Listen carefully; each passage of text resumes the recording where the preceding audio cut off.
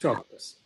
નમો વિતરાગાય નમો વિતરાગાય નમો અરિહંતાણમ નમો અરિહંતાણમ નમો સિદ્ધાણમ નમો સિદ્ધાણમ નમો આયરિયાણમ નમો આયરિયાણમ નમો વજ્જાયાણમ નમો વજ્જાયાણમ નમો લોય સૌ સાહુણમ નમો લોય સવસાહુનમ એસો પંચન મુક્કારો એસો પંચમુક્કારો સૌ પાવપનાસનો સૌ પાપનાશનો મંગલાણં ચ સૌવેસિમ મંગલાણં સૌવેસિમ મંગલમ પડમં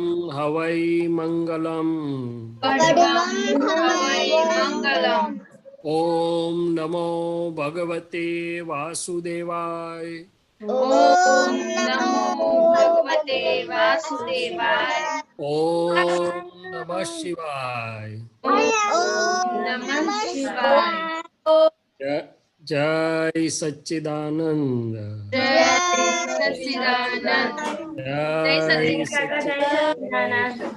સચ્ચિદાનંદ શૈલેષ દાદા જય સચ્ચિદાનંદ. Jai Sachan Mahatma. Anybody has question for Shailesh Anandji? તો થોડી વાત કરો શૈલેષ આનંદ. હા, question હા, નથી ચાલો. આવ્યા. ગુજરાતીમાં કરું ને રજનીભાઈ? હા, તો ચાલો આ બધાના નાના મહાત્માઓની અંદર રહેલા મોટા શુદ્ધાત્મા ભગવાનને નમસ્કાર મારા. રાઈટ? બધાની અંદર શુદ્ધાત્મા દાદા ભગવાનને નમસ્કાર. એ બધાએ તમારી જોડે ઘણી વાતો કરી છે, નમ્ય બધાએ જે છે બધા, પણ હું કંઈક આજે એક થોડીક જુદી વાત તમને કરું. આ બધાને આપણને બેસ્ટ થવાનું ગમે કે નહીં? દરેક ફિલ્ડમાં, કોઈ પણ ફિલ્ડ હોય આપણું, નમ્ય શું કહે છે? આપણે ટોપર રહીએ એટલે દાખલો આપું તને, ભણવામાં હોય તો ભણવામાં આગળ હોઈએ આપણે, બીજા સ્કિલ્સ ડેવલપમેન્ટ હોય આપણા, આપણું બોલવાનું હોય, આપણું રિપ્રેઝન્ટેશન હોય, આપણી પાસે બીજી આર્ટ્સ હોય, તો જો if we can do best, સર્વશ્રેષ્ઠ આપણે થઈએ ને તો ખૂબ કામ લાગે આપણને બી બીજાને બી. તો એના માટે એક સિક્રેટ ચાવી બતાડું છું. રાઈટ? એ બધાની અંદર શક્તિનો ખરો કે નહીં? અંદર દાદા ભગવાન સ્વરૂપે, હા કે ના? હવે નેચરનો રૂલ કહું છું તમને, આ કુદરતનો એક સિક્રેટ રૂલ કહું છું, જે દાદા ભગવાને પણ જાણેલો અને એપ્લાય કરેલો, અમે થોડો થોડો એપ્લાય કર્યો છે. તમે બધા ભણવાના, નોકરી કરવાના, આગળ વધવાના, બરોબર? મોટા થવું છે ને? શા માટે થવું છે એ કયો મને. ચાલો, બધાને આગળ વધવું છે, મોટા થવું છે, સારું જે કંઈ કરવું છે, શાના માટે કરવું છે? બોલો. યસ, બોલ બેટા. અનમ્યુટ રાખજો એમને. બોલો. તો કોઈ કહેશે સારી નોકરી મળે, કોઈ કહેશે મારું સારું ફેમિલી સ્ટેબલ થાય, કોઈ કહેશે મોટું ગાડી લઈશું, મને બહુ ગમે છે, મોટું ઘર લઈશ. Right or wrong? રાઈટ. પણ હવે એક નાની એમાં મોડિફિકેશન કરીએ આપણે. તમે બધા તમારા પોતાના માટે જ કરવાના કે બીજા કોઈના માટે પણ કરવાના? કશું બધાય પોતાના માટે વિચારે છે ને અત્યારે, એટલે નેરો વિન્ડો થઈ ગઈ. શું થઈ ગયું? નેરો વિન્ડો થઈ ગઈ. અને એ નાની સાંકડી બારીમાંથી કેટલું આવજાવ થાય. એટલે કુદરત શું કહે છે, દાદા ભગવાને શું કરેલું ને અમને શું શીખવાડેલું તે કહું. પોતાના માટે રિલેટિવ વિચારીએ ને તો થોડુંક મળે, પણ આપણે આગળ વધારીએ ને કે હે દાદા ભગવાન, અંદર રહેલા હે અનંત જ્ઞાન ને અનંત શક્તિ વાળા હે દાદા ભગવાન, આપણું જે નામ હોય મને એવી શક્તિ આપો કે હું એવો ભણી ગણીને સરસ બધી રીતે તૈયાર થઉં, મારા સ્કિલ્સ અને એબિલિટી એવા ડેવલપ થાય કે ન કેવળ મારું જીવન સારું થાય પણ મારા માતા પિતા, મારા ફેમિલી, મારા સોસાયટી, આજુબાજુના લોકો, ફ્રેન્ડ્સ અને એટ અ લાર્જ મારો દેશ અને એટ અ લાર્જ આખા વિશ્વમાં હું કઈ કોકને કામમાં લાગુ, કોકને હેલ્પફુલ થઈ શકું, કોકને ગાઈડ કરી શકું, એવી મને એબિલિટી ને સ્કિલ્સ આપો, એવી પ્રાર્થના આપણે જરા કરીએ તો શું ફરક પડે? કઈ સમજાય તમને લોકોને? કોઈને સમજાય તો હા બોલો જરા. વિધિ સમજાય છે? હા સમજાય છે. બોલો શું ફરક શું પડ્યો એમાં? આપણે જરાક જ કોમ્પ્યુટર સોફ્ટવેર ફેરફાર કર્યું છે. હા પેલું આપણા માટે કરતા હતા, આપણે હવે એવું કહ્યું કે મને એવી બધી રીતની સરસ શક્તિ ને બધું આગળ વધવાનું આપો કે હું મને મારું જીવન તો સારું થાય પણ ઓલ અરાઉન્ડ મી. દાદા ભગવાને સુખની દુકાન કાઢેલી કે નથી કાઢી? હા કાઢેલી. આવું અંદર ઉમેરીએ કે હું એવી રીતે તૈયાર થાઉં, મારી એબિલિટી, મારી શક્તિઓ, મારા સ્કિલ્સ, મારું બધું મારા માતા પિતાને, ફેમિલીને, સોસાયટીને, દેશને અને મેનકાઇન્ડ બધાને કામમાં લાગે તો યુનિવર્સની બહુ મોટી વિન્ડો ખોલી જાય. શું ખોલી જાય? બહુ મોટી વિન્ડો ખુલી જાય. અંદરથી અને બહારથી. અંદરથી બી એટલી શક્તિ થાય, આવડત ખુલ્લી થાય ને બહારથી પણ ખુલ્લું થાય ને સ્કાય ઇઝ ધ લિમિટ. હા તો બી એટલા મળશે, બધું એટલું બધું થશે, ધ યુનિવર્સ વિલ ચેન્જ. અમારો દાખલો આપું, નાનો કમથો. નાનમાંથી આવેલા અમે લોકો, ભણવાના પૈસા હતા નહીં, લોન લઈને માંડ માંડ હોસ્ટેલમાં આવ્યા અને હોસ્ટેલથી કોલેજ 7 કિલોમીટર દૂર, તે 2 વાર સાયકલની ચેન ઉતરી જાય એવી સાયકલ લઈને જવાનું હતું. પણ દાદા ભગવાન એક સીડલિંગ નાખી આપ્યું. ભણતા ભણતા દાદા ભગવાન મળ્યા, તે દાદા ભગવાનના બીજ નાખી આપ્યું કે ભાઈ હું કોકને કામમાં આવું, દાદા બધાને સુખ અને શાંતિ થાય, તમારું વિજ્ઞાન. હવે એવી રીતે મેં ડોક્ટર થઈ ગયો ને પછી દાદા પાસે આશીર્વાદ માંગ્યા તો દાદાએ મને 2 જ લીટી કહેલી કે ભાઈ આપણે એવું રાખવું કે બધાને ઠંડક એટલે કે હેપીનેસ અને આમ દિલમાં સારું થઈ જાય એમ કરીને. મેં સોફ્ટવેરમાં ચેન્જ કર્યો તો બધું બદલાઈ ગયું. શું થઈ ગયું? બધું બદલાઈ મિત્રો છે નીતા, રજનીભાઈ અમને ના ઓળખતા હોત ને અમે રજનીભાઈને ના ઓળખતા હોત, તમને કોઈને ના ઓળખતા હોત. એટલે કહેવા શું માંગુ છું, દાદા ભગવાને 2 વસ્તુ કીધી કે તમે ધારો તે અચીવ કરી શકો. ભાવના, આપણી ભાવ શક્તિ કીધી ને, ડિટરમિન, વર્ક હાર્ડ એન્ડ પ્રે, 4 વસ્તુ કીધી. તો આપણે નક્કી કરીએ છીએ પણ આપણા પોતાના પૂરતું લિમિટેડ નહીં કે હું એવો સરસ કે એવી સરસ તૈયાર થાઉં વ્યવહારથી પણ અને નિશ્ચયથી. એકલો આત્મા ચાલે ખરો ભાઈઓ? આ બધા ફ્રેન્ડને પૂછું છું, એકલો આત્મા ચાલશે? રજનીભાઈ ને ચાલે તો બધું બહુ મોટી કેરિયર પૂરી કરીને રિટાયર થઈ ગયા. આપણે તો આખી કેરિયર બનાવવાની છે. હજી શું કરવાનું છે? આખી કેરિયર બનાવવાની છે. અને વર્લ્ડમાં સ્ટ્રેન્થ શું છે? આપણી પાસે કેટલા પ્રકારના વેલ્થ છે કહેશો મને? ધન કેટલા પ્રકારનું છે? એસેટ, મૂડી. તમારા પપ્પા મમ્મી પીગી બેંકમાં નાખી આપે એટલા? ના, તો ઘણા બધા પ્રકારના હોઈ શકે. હા તો બોલો ને, કોઈ બોલતું નથી ને, તું એકલી બોલે. હા, નમ્ય તો કઈ ખોવાઈ ગયો ખબર નહીં પડતો. કે છે નમ્ય બહુ બોલે છે, બહુ સ્માર્ટ છે, મને તો કઈ સાંભળવા નથી મળતું. એલસી બોલો. તો કે જો ખુશ બોલો. માઇન્ડ, બોડી, સ્પીચ આપણું અને હેલ્થ આપણું પહેલું વેલ્થ છે. એ સરસ હોય તો આપણે કામ ઘણું થાય. ટાઈમ એ આપણું બહુ મોટું એસેટ, વેલ્થ છે. બધા પાસે સરખો ટાઈમ છે. જે એ ટાઈમની વેલ્થને સરખું વાપરે ને એ ખૂબ આગળ વધે, અને ટાઈમની વેલ્થને વેસ્ટ કરી નાખે ને એ પાછળ રહી જાય. શું થઈ જાય? પાછળ રહી જાય. પેલો સાહેબ થઈ જાય ને આપણે પિયુન થવું પડે, ક્લાર્ક થવું પડે. ના, એ કોણ પસંદ પડે? તો કે ટાઈમની વેલ્થને સરસ વાપરવાની, વેસ્ટ નહીં કરવાનું. રમવાનું ખરું, મનોરંજન બી થોડું કરવાનું, પણ ફોકસ્ડ કે મારે આ થવું છે. ત્રીજી વસ્તુ કે આપણું જે સમજણ છે, અન્ડરસ્ટેન્ડિંગ, આપણી એબિલિટી, સ્કિલ્સ જે કંઈ ડેવલપ કરી આપણું બધું એસેટ તરીકે કામ લાગે.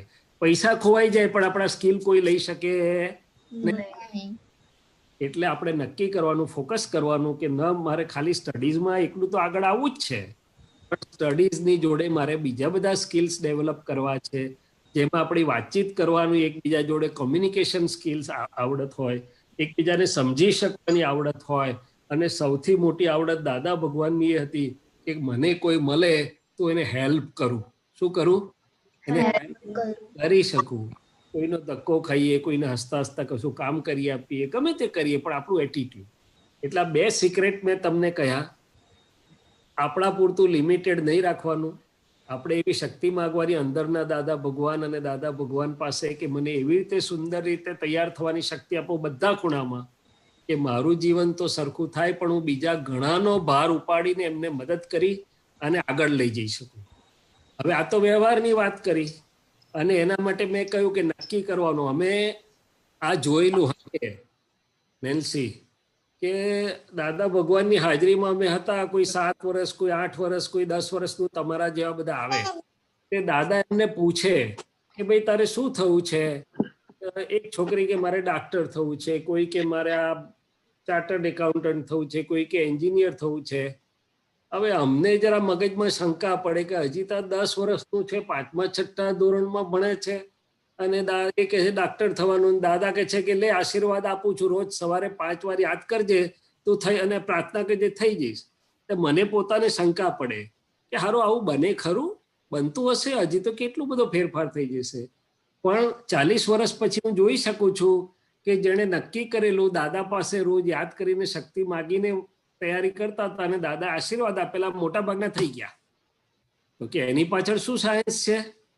તો કે નક્કી કરો એટલે આપણી બધી શક્તિ ફોકસ રીતે કામમાં લાગે, અંદરથી પણ દરવાજા ઉગડે, બહારથી પણ દરવાજા ઉગડે અને દાદા ભગવાન બધી રીતે આપણને મદદ કરે.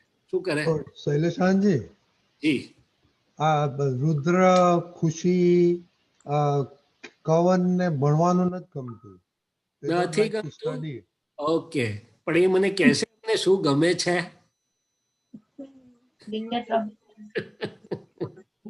હે બેટા, શું ગમે તને? ભણવાનું નથી ગમતું તો શું ગમે છે? જો હું તને સમજાવું બેટા. ડોક્ટર સાહેબ, ટિપિકલી એ લોકો કે ટીવી જોવું છે, કવન ને ટીવી જોવાનું બહુ ગમે છે. આ રુદ્ર ને રમવાનું બહુ ગમે છે, ખુશી ને સિરિયલ જોવાનું બહુ ગમે છે. પછી ભૂખ લાગે તારે ટીવી માંથી ખાવાનું મળે છે? હા, અને પપ્પા પૈસા કમાઈને લાવે નહીં તો ઘરમાં પછી બધી વસ્તુઓ આવે છે? તમારા કોઈ ફ્રેન્ડ ગરીબ છે? જોયેલા તમે કે એમને હાર્ડશિપ કેટલી પડે તે? આપણે એવું જોઈએ ખરું? આપણે એવું ખબર? હું તમને સમજાવું. જો ભણવાનું આપણું મન ના કરે, પણ ભણવાના ફાયદા શું છે એ કહું. પહેલા તો આ એ છે ને એટલે અંદરથી બધી ડેવલપ થાય છે, એનર્જી ખુલ્લી થાય, લેયર્સ બધા હટે અને તો દુનિયામાં નોકરી તો પછીની વાત છે, પણ આપણી જે એબિલિટીઝ છે, નહીં તો કોઈ માણસ આવ્યો હોય ને એની જોડે વાત કરતા પગ ધ્રુજે એવું કે છે લોકો, ગેંગે ફેફે થાય, વાત ના કરી શકે સરખી રીતે. કેમ? તો કે એને કોન્ફિડન્સ નથી, એની અંદર એવી એબિલિટી ડેવલપ નથી થઈ. શું થઈ છે? એટલે ઇવન ફોર ગુડ લિવિંગ, નોકરી કરવી ના કરવી પછીની વાત છે, ઇવન ફોર ગુડ લિવિંગ આપણું ઇનર ડેવલપમેન્ટ કરવા માટે પણ ભણવું જરૂરી છે. પછી આપણને જે રીતે ફાવે એ રીતે ભણવાનું, નંબર 1. નંબર 2 કે તમારા ક્લાસમાં 100 જણ હોય, 80 જણ હોય, 60 જણ હોય, એકના 90% 95% આવતા હોય અને તમારા માંડ 35% આવતા હોય, તો પેલાને વધારે મજા આવે, માન મળે કે તમને વધારે માન મળે? બોલો ને. 95% બોલાવે કે 35 વાળાને? 95 વાળાને. તમને લોકો સારી રીતે બોલાવે એવું જોઈએ છે કે તમારા બાજુથી મોં ફેરવી લે એવું જોઈએ છે? સારું બોલાવે એવી રીતે. પછી આપણે ભણીને આગળ આવવું પડે. ત્રીજી વાત કે આપણે જો આગળ હઈશું તો આપણે સોસાયટીમાં ક્રીમ લેવલમાં આવીશું અને લોકોને હેલ્પ કરી શકીશું. અને આપણે પાછળ રહી ગયા તો આપણે લોકોને સાપ સાપ સાપ કહેવું પડશે, ગમે કે ના ગમે પણ એના પગચંપી કરવી પડે. એવું ગમશે તમને? ના. તો પછી સમજી જાઓ કે ઓનલી એસેટ વિથ અસ પપ્પા પાસે ખેતર હોય ને કામ નહીં લાગે, એ તો ગમે તાર જતા રહે. અને ખેતર હોય તેથી કરીને લોકો આપણને સારી રીતે બોલાવે એવું જરૂરી નથી. આપણું પર્સનાલિટી એવું સુંદર સ્કિલ વાળું ડેવલપમેન્ટ, આપણો પ્રભાવ પર્સનાલિટી પડવી જોઈએ કે લોકો પ્રેમથી રિસ્પેક્ટથી બોલાવે આપણને. નોકરી તો મળે જ, કમાવા તો મળે. આપણે લોકોના સાહેબ એટલે સાહેબગીરી કરવી નથી, પણ આપણે લોકોને સારી રીતે ગાઈડ કરીએ. લોકો આપણને ગાઈડ ના કરે, આપણે ગાઈડ કરનાર થઈએ, બી ગાઈડેડ ના થઈએ. તમને શું ગમે? લીડ કરવું ગમે કે લોકોની પાછળ પેલું શીપ ચાલતું હોય એવું ગમે? કોને મને? લીડ કરવું ગમે. તો પછી આ બધા માટે માસ્ટર કી ભણવું છે. હું મારી વાત કરું તો મેં કહ્યું ને, મારી પાસે કશું હતું નહીં, પૈસા નતા, 2 વાર ચેન ઉતરી જાય એવી સાયકલ હતી, બધું આવું જ હતું. પણ એક નક્કી કરેલું ને એક એસેટ ભગવાને આપેલી કે ભણવામાં શાર્પનેસ હતી, એટલે યુનિવર્સિટીમાં 2nd રેન્ક આવેલી મારી. શું થયેલું? ઓળખતું નતું તે બધા ઓળખતા થઈ ગયા અને પછી અહીં સુધી પહોંચી ગયા. નહીં તો તમે મને બોલાવત અત્યારે? હા, કોઈ બોલાવે નહીં. એટલે સમજવાનું છે કે આપણે માઇન્ડના કયા નથી ચાલવાનું, આપણું ભલું હિત સામા છે પ્રમાણે we have to use hour time in a best possible way. અને બિલીવ મી, એકવાર તમને ભણવામાં મજા પડવા લાગશે ને, પછી તો બહુ આનંદ આવશે, પછી તો બહુ મજા આવશે અને આગળ વધાશે. અને આપણે લીડર થવું છે, આપણે બીજાને કામમાં લાગવું છે, આપણે કોઈની પર ભારરૂપ થવું નથી. તો આ બધા માટે ભણવું એક એસેન્શિયલ ટૂલ, સાધન છે. શું છે? જેને ના ગમતું હોય ને એ દાદા ભગવાનને કહેજો કે દાદા આપણું મન જરાક બરોબર ચાલતું નથી ને, તમે સખણું રાખો અને મને એવા સુંદર રીતે ભણી ગણીને તૈયાર થઈ જવાની શક્તિ આપો કે જેથી કરીને મેં કહ્યું એમ હું મને તો કામમાં લાગુ, પણ મારા ફેમિલીને, મારા પડોશને, મારા મિત્રોને, મારા દેશને, બધાને કામમાં લાગુ. શું લાગુ? બધાને કામમાં લાગે. તમને આ બધી જે મોટી પર્સનાલિટી છે, અબ્દુલ કલામ બધાને ગમતા કે નહીં ગમતા આપણને? હવે એની સ્ટોરી ખબર છે, બાયોગ્રાફી, કે નાના ગામમાં એમની પાસે ભણવાના કોઈ સાધન નતા, ત્યાંથી હાર્ડશીપ થી ચાલીને જતા હતા ભણવા માટે, અને એટલું સરસ એ તૈયાર થયા. તો આખું વર્લ્ડમાં ગયા પછી પણ રિસ્પેક્ટેબલ ફિગર છે કે નહીં? તો એવી રીતે જે લોકો પોતપોતાના ફિલ્ડમાં આગળ આયા છે એ બધા રિસ્પેક્ટેબલ થયા કે ના થયા? એટલે આપણી આ બધી શૈલેષાનંદજી, હાજી હા, સિરિયલમાં તો કેવી મજા આવે, પેલો આમ કરે, પેલો આમ કરે, પેલો કેટલી મજા આવે નહીં ખુશી? ફોર લિમિટેડ ટાઈમ ટેબલ આપણું આપણે જ બનાવી દેવાનું. 10 મિનિટ્સ એલાઉડ, ખુશીને કહેવાનું. પછી કહેવાનું કે વેસ્ટેજ ઓફ ટાઈમ. હમણાં જ મેં કીધું કે time is a big asset or wealth. Time બગાડ્યો ને, પતી ગયું. શું થઈ ગયું? બીજા 95% માં રહેશે અને આપણે 35% બી માંડ માંડ આવશે. શું કરશે? એ ગમશે તમને? અને સિરિયલ માંથી ખાવા પીવા મળે?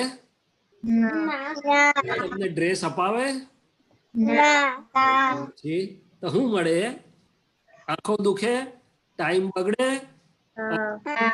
ભણવાનું ને આગળ વધવાનું બાજુ રહી જાય. કોઈ કહે ને તોય ના જઈએ. હું મારી સ્ટોરી કરું તમને, આ બધી રિયલ વાત કરું છું, દાદા મળ્યા પહેલાની વાત કરું છું. તમે શૈલેષાનંદજી, તમે ડોક્ટર છો આજના, તો એનો જરાક કહો કે ટીવી જોવાથી કે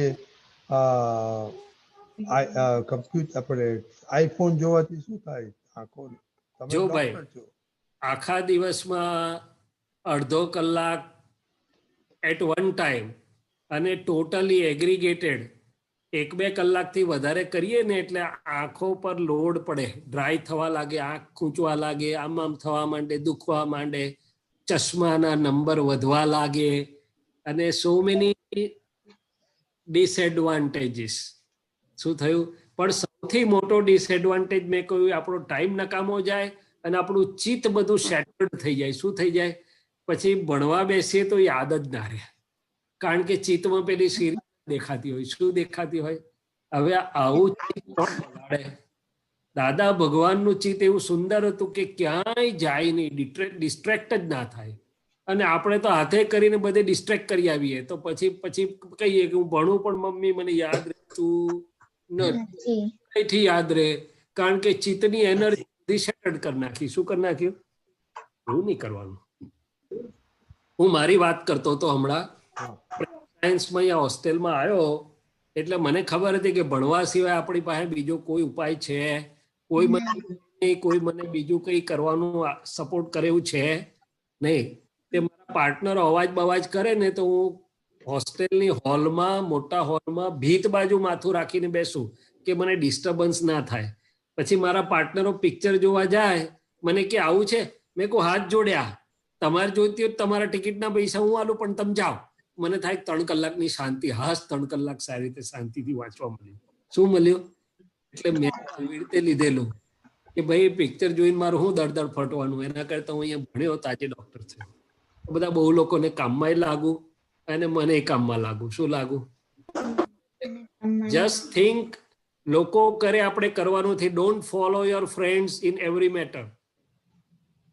જે હોશિયાર અને આપણા બ્રાઇટ ફ્રેન્ડ્સ હોય ને એને થોડું ફોલો કરવાના, બાકી બીજા બધાની બધી વસ્તુમાં ફોલો ના કરતા. Don't be followers, right?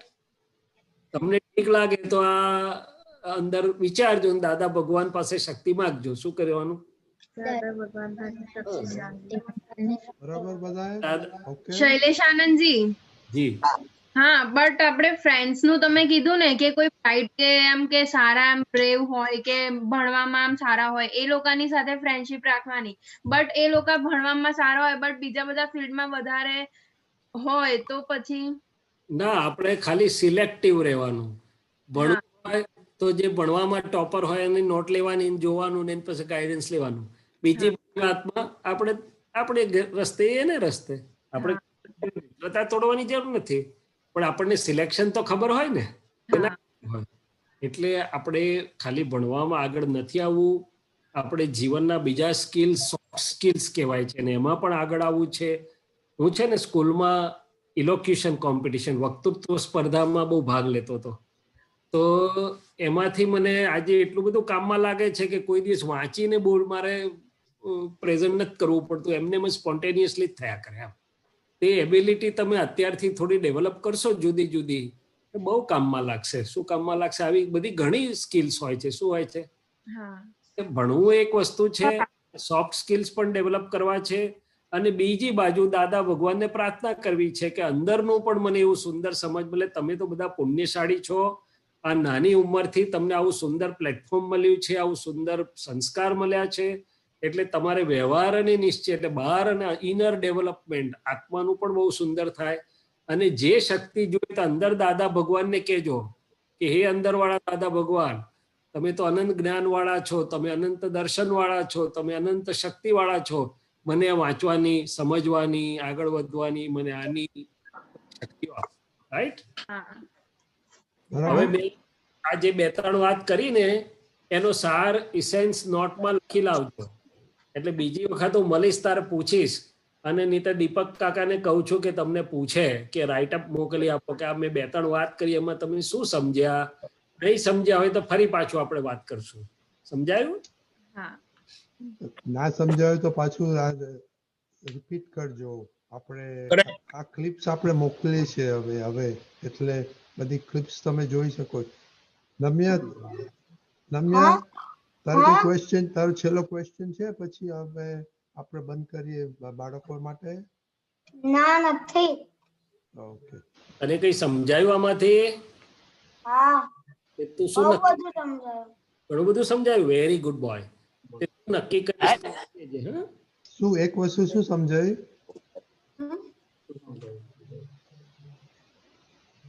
એક વસ્તુ શું સમજાયું? શું સમજાયું એ કહું? હા, કે થોડું કે શોર્ટમાં કે. હા, તો જે આપણે ટીવી ઓછું જોવાનું પછી અને ભણવાનું બહુ વધારે. બરોબર. પછી અંદર શું આપણે ભાવના કરવાની? આપણે અંદર શું ભાવના, પ્રેયર શું કરવાની? કે આપણે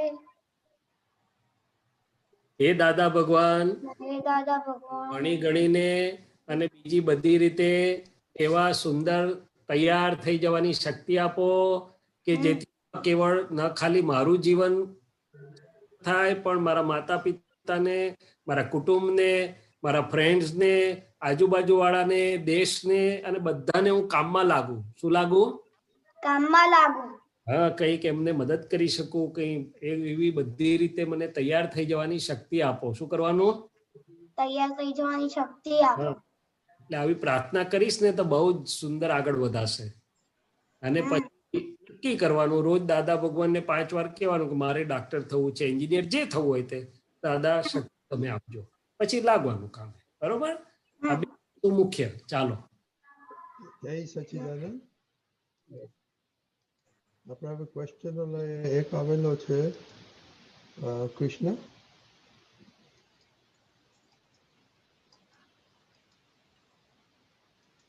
જય સચ્ચિદાનંદ શૈલેષાનંદજી. જય સચ્ચિદાનંદ. ક્વેશ્ચન એ છે કે હું શુદ્ધાત્મા છું, તો એમાં શુદ્ધ આવી ગયું તો વિશુદ્ધાત્માનું મિનિંગ શું છે? જય. શું નામ શું કીધું? કૃષ્ણ. કૃષ્ણ ને? હા. કૃષ્ણાબેન. ઓકે. હવે કેટલાય અવતારથી હું કૃષ્ણ છું. મારાથી આમ થઈ જાય છે, મારાથી થઈ જાય છે, આમ એવું બધું બિલીફોમાં આપણે બંધાયેલા હતા. એમાં એક બિલીફ એવી હતી, ઘણા લોકો તો શું કે મારો આત્મા પાપી છે, મારો આત્મા આવો છે, એવું બધું કહેતા હતા. દાદા ભગવાને અથવા જ્ઞાની પુરુષ થકી એટલે વિતરાગોના જ્ઞાન થકી આપણને દ્રષ્ટિ મળે છે કે વ્યવહાર દ્રષ્ટિથી હું કૃષ્ણ છું, પણ વિષય દ્રષ્ટિથી હું શુદ્ધ આત્મા છું. પહેલી વાત, હું આત્મા છું એટલું જ કેમ ના કીધું? ભાર દીધો કે મારા મૂળ સ્વરૂપે કરીને એનું જે એક્ઝિસ્ટન્શિયલ દ્રવ્ય કહેવાય તે એના ગુણો, એને હું શુદ્ધ જ છું. શું છે? શુદ્ધ છું અને શુદ્ધ રહીશ. વ્યવહારથી ભૂલ થાય કૃષ્ણની, અને કૃષ્ણ એ પ્રતિક્રમણ કરે, ભૂલ ચોખ્ખી કરે, પણ મારા નિશ્ચય સ્વભાવમાં હું શુદ્ધ જ છું, શુદ્ધ હતો, શુદ્ધ રહીશ. હવે ઘણી વાર એટલાથી પાછું આપણા જૂના પેલી ટેવોને અધ્યાસ છૂટી ના જાય, પાછું વચ્ચે આવી જાય. ઘણા આત્માઓ આજે પણ કે છે આટલા બધા વર્ષથી જ્ઞાન લીધું છે પણ આવું થઈ જાય છે, હજી આમ ભૂલ થઈ જાય છે, હજી આવું બોલાઈ જાય છે, હજી આમ થઈ જાય છે, હજી. એટલે કે પોતાનો શુદ્ધ સ્વભાવ ભૂલી જાય છે. શું કરે છે? શુદ્ધ સ્વભાવ ભૂલી જાય છે. વાત સાચી. કોનાથી થઈ જાય છે? તો કે આ ફાઇલ નંબર 1 થી થઈ જાય છે. એનો સ્વભાવ છે. શું છે? મારો સ્વભાવ તો શુદ્ધ જ છે, અને એના પર ભાર દેવા માટે વિશુદ્ધ મૂક્યું. વિશુદ્ધ એટલે બધા જ પ્રકારે શુદ્ધ. આપણે કે ને અટમોસ્ટ પ્યોર. એમ પ્યોર એટલું નહીં, અટમોસ્ટ પ્યોર ઇંગ્લિશમાં જેને કહેવામાં આવે છે. ભાર મુકાયો છે કે હું શુદ્ધ આત્મા છું, હું વિશુદ્ધ આત્મા છું, હું પરમ જ્યોતિ સ્વરૂપ સિદ્ધ ભગવાન છું. હવે આમાં જે મુખ્ય સાયન્સ છે, દાદાએ કહ્યું કે તમને મેં શુદ્ધની દ્રષ્ટિ આપી અને એમાં બેસાડ્યા પછી ના ભાગમાં હજી બધું બનવાનું છે, કારણ કે ભરેલો માલ છે. એની જાગૃતિ રાખજો, એની પાસે પ્રતિક્રમણ કરાવજો, એને સમજાવજો, બધું કરાવજો, પણ મૂળમાં જે મૂળ વસ્તુમાં હું મુકાયું છે એમાં શંકા પડવી જોઈએ નહીં કે હું આમ થઈ ગયો, તેમ થઈ ગયો. તે માટે મોકલ્યું કે હું શુદ્ધ આત્મા છું, હું શુદ્ધ આત્મા છું. અને આની પાછળ આખું વિતરાગોનું સૂક્ષ્મ વિજ્ઞાન છે. શું છે? આ વખતના ક્રમમાં છે નવેમ્બર 2020 અને મને લાગે સત્સંગ પણ, કે જો આપણે આપણી શુદ્ધતા પર શંકા પડી જાય અને આપણને એમ થઈ જાય કે હું અશુદ્ધ થઈ ગયો, હું ખસી જાય ત્યાંથી, તો પછી એનું બંધન આવે. એટલે એ ન એટલા માટે નિશ્ચયના ભાગમાં બહાર દઈને કહેવામાં આવ્યું કે હું વિશુદ્ધ આત્મા છું. પણ એનો મતલબ એવો નહીં કે આ ફાઇલ નંબર 1 ની બધી પોલમ લાવી લેવી. ના, હું વિશુદ્ધ આત્મા છું, પણ જ્ઞાનના પ્રકાશમાં ફાઇલ નંબર પર મારો પૂરો વોચ એટલે કે પૂરી જાગૃતિ પૂર્વકનું જ્ઞાતા દ્રષ્ટાપણું છે. એની એક પણ ભૂલ મારા જ્ઞાન દર્શનમાંથી ચૂકાય નહીં, થતી જાય. બરાબર. તો આપણને આપણા વિશુદ્ધપણાનો અનુભવ વધતો જશે, સ્થિર થતો જશે. એ ભૂલો કર્યા કરે, હું એને જોઉં નહીં, જાગ્રત ના રહું, તો હું વિશુદ્ધ છું એકલા શબ્દથી રહે નહીં. બંને સમાંતરે ચાલશે. અચ્છા, એટલે વિશુદ્ધ છે અને ફાઇલ નંબર 1 પર વો છે, બંને પેરેલલી હોવું જોઈએ. હા, ફાઇલ નંબર 1 પર જાગૃતિ છે, જેથી કરીને એની ભૂલો આપણા જ્ઞાન દર્શન પ્રકાશમાં દેખાય અને ચોખ્ખી થયા કરે. એ બંને સમાંતરે જ જશે.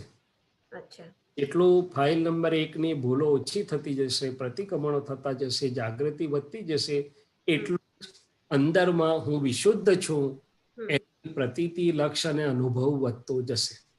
ખાલી નહીં તો નહીં થાય. અચ્છા.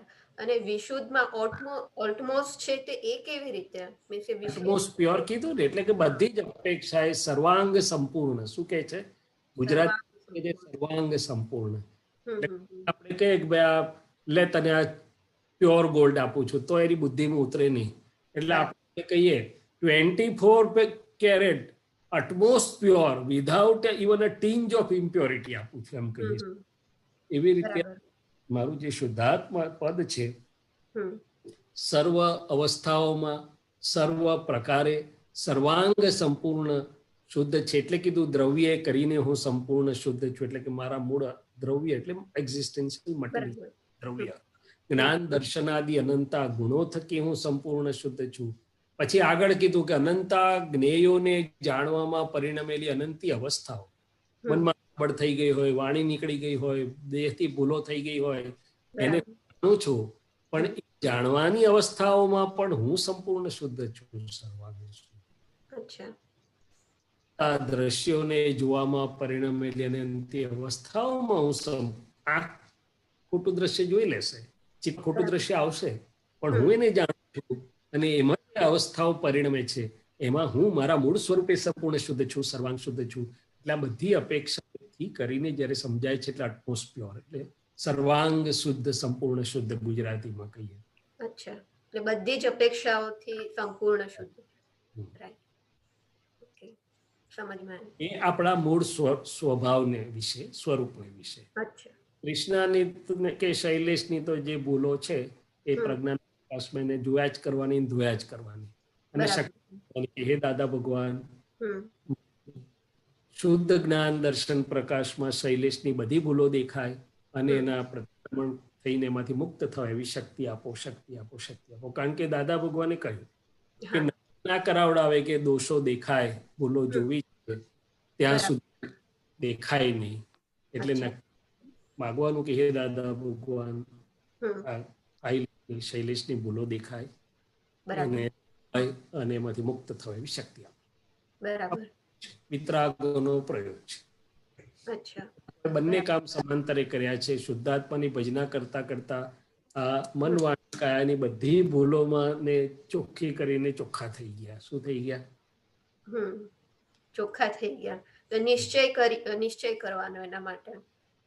અને બીજી વાત કરું, એક અદ્ભુત વિજ્ઞાન આપણને મળ્યું છે કે જેથી પહેલા આપણને મોક્ષમાં બેસાડે છે અંદર કે હું શુદ્ધ છું, શુદ્ધાત્મા છું, અને પછી પાયા ચડવાનું એટલે કે આ પ્રકૃતિના શુદ્ધિકરણનું કામ થાય છે. નહીં તો આપણી ફે પડી જાય. શું પડી જાય? પડી જાય. તો આપણે લાકડા તગારા મૂકીને જતા રહીએ કે ભાઈ આ નહીં થાય અમારાથી. પહેલા મોક્ષ પાયા ચડનાર છું. એટલે કે આપણું સુખ આનંદ આપ્યો છે, સેફટી આપી છે, વિજ્ઞાન આપ્યું છે, અને હવે કીધું કે હવે બાકીનું બધું ફાઇલ 1 નો વ્યવહાર ચોખ્ખો કરી અને મુક્ત થઈ જાઓ. ચાલો આગળ વધીએ. જય સચ્ચિદાનંદ. દર્શ. જય સચ્ચિદાનંદ શૈલેષ આનંદજી. જય સચ્ચિદાનંદ. હ્યુમન્સ જોડે જ્યારે ડીલ કરીએ ત્યારે સંભાવે નિકાલનો મતલબ કેવી રીતે લેવો એ થોડું સમજાવજો ને. ચોક્કસ. દર્શ ને? હા, દર્શ. ચોક્કસ. તો દર્શ આપણે પહેલામાં પહેલું તો જે ફાઇલો, હ્યુમન્સ એટલે ફાઇલો આપણી જે પણ ભેગા થાય, આંખ મળી એ પણ ફાઇલ કહેવાય. એટલે સવારથી સાંજ સુધી આપણને ફાઇલો ભેગી થાય. પહેલી તો સવારે ઘરમાં જ ભેગી થાય છે. મમ્મી હોય છે, પપ્પા હોય છે, જે હોય છે, એટલે ઘરથી જ ફાઇલો ભેગી થવા લાગે. હવે બની શકે કે કોઈ વાર આપણને કંઈક ખાવાની ઈચ્છા થઈ હોય ને મમ્મીએ કંઈક બીજું બનાવ્યું હોય કે જે કોઈ બનાવનાર હોય વોટ એવર, તો બરાબર છે. કોક વાર એક્સપ્રેસિવલી ને કોક વાર એક્સપ્રેસ ના કરીએ પણ જરાક મનમાં થાય કે આ મમ્મી યાર આનું આજ બનાવી કરે છે યાર, આજે તો મારે આ ખાવું હતું. એટલે તે વખતે દાદા ભગવાને શું કીધું, નાની નાની વાતથી શરૂ કરું છું, કે સામે આવ્યું છે એ વ્યવસ્થિત શક્તિ ભેગું કરે છે. કોણ કરે છે?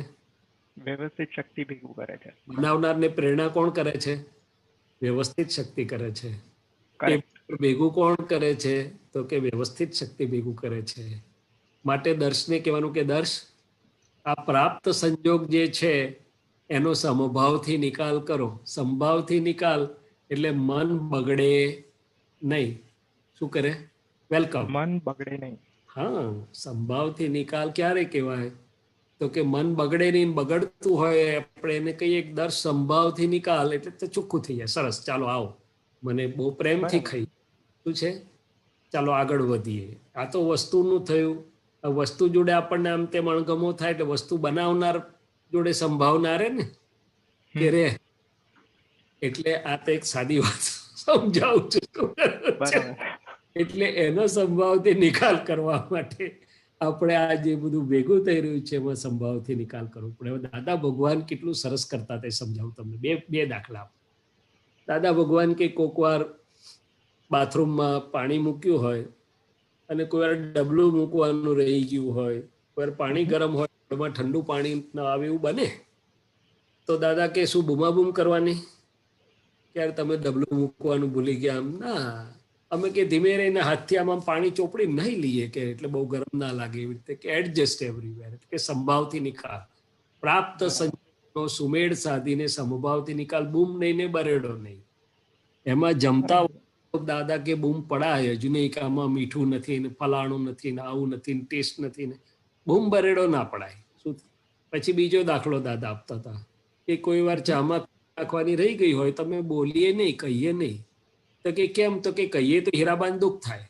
પછી હીરાબા પીસે એટલે ખબર તો પડશે ને કે ભાઈ નથી, આજે ભૂલાઈ ગઈ છે. અને તે કંઈક જાણી જોઈને થોડા ભૂલી જાય છે કે છે. તો વ્યવસ્થિત શક્તિમાં બને કોઈ વાર એવું કે છે. એટલે ટૂંકમાં કોઈ પણ વ્યક્તિને દુઃખ ન પહોંચે એ સમભાવનો પહેલો પાયો. શું થયું? હવે આગળ વધીએ કે સમભાવથી નિકાલ. હવે કોઈ ફ્રેન્ડ બહુ ગમે છે તમને, નોકરીએ જોબ કરતા હો તો 10 માંથી 2 વ્યક્તિ જોડે બહુ જ ફાવે અને 5 જોડે ના ફાવે, 3 જોડે 100 હોય. એવું હોય કે ના હોય?